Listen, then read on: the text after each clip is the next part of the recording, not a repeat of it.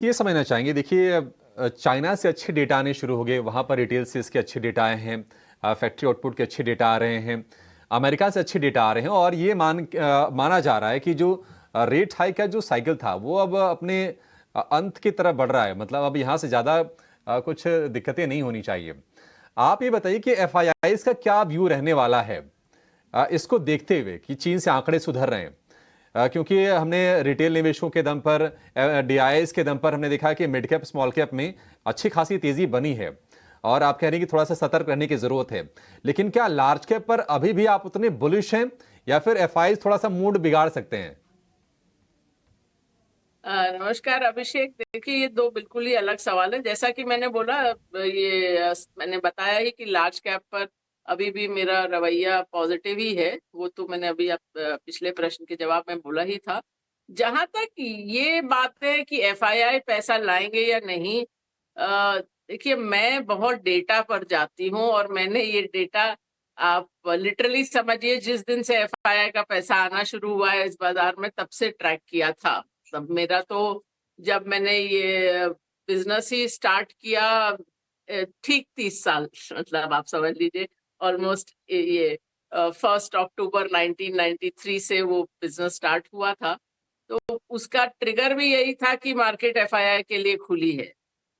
लेकिन आप डेटा देखिए तो एफआईआई फ्लो और बाजार की दिशा का कोई लेना देना ही नहीं है।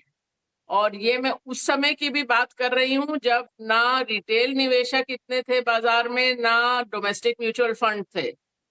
उसके बावजूद भी, और इतना नया पैसा आया, एक नया ही स्रोत खुला, इतने पैसा आया एफआईआई से। और ये पैसा आना शुरू हुआ 1993-94 से। और वो 94 से लेके 2003 का जो 9 साल का पीरियड है, आप देख लीजिए सेंसेक्स की हिस्ट्री में, वो अकेला 9 साल का पीरियड है जब रिटर्न जीरो था। तो ये नया पैसा आया और बाजार चला नहीं, बाजार उसके पहले ही चल चुका था।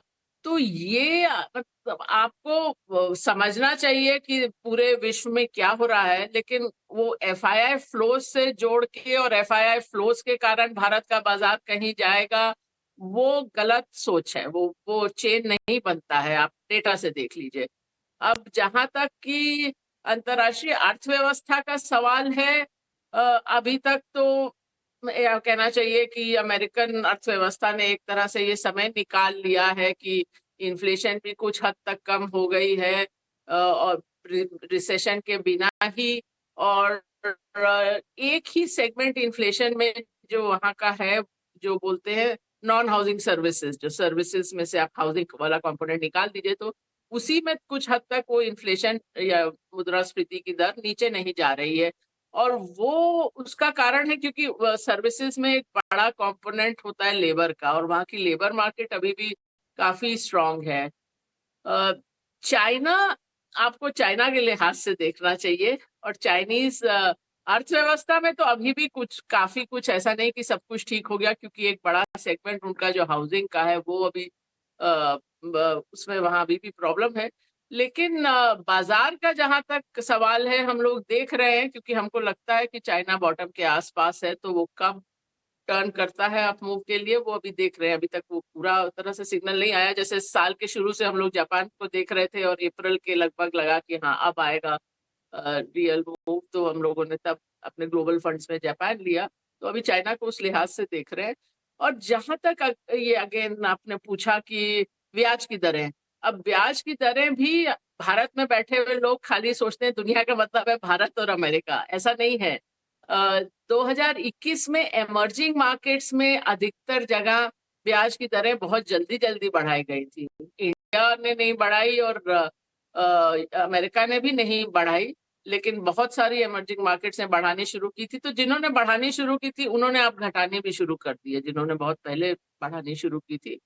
तो वो तो चलता रहेगा। जहां तक अमेरिका का सवाल है, वो इन्फ्लेशन पर डिपेंड करता है कि अब वो एक आध हाइक और आती है या नहीं। और मैंने, आप मेरे पिछले 2 साल के इंटरव्यू, 1.5 साल का इंटरव्यू देख लीजिए, मैंने कभी ये नहीं कहा कि 2023 में रेट में कट होना शुरू हो जाएगा। वो मेरा कभी भी मानना नहीं रहा, क्योंकि जब इन्फ्लेशन इतना बढ़ता है तो वो 2-3 तिमाही में कम नहीं होता है, समय लगता है।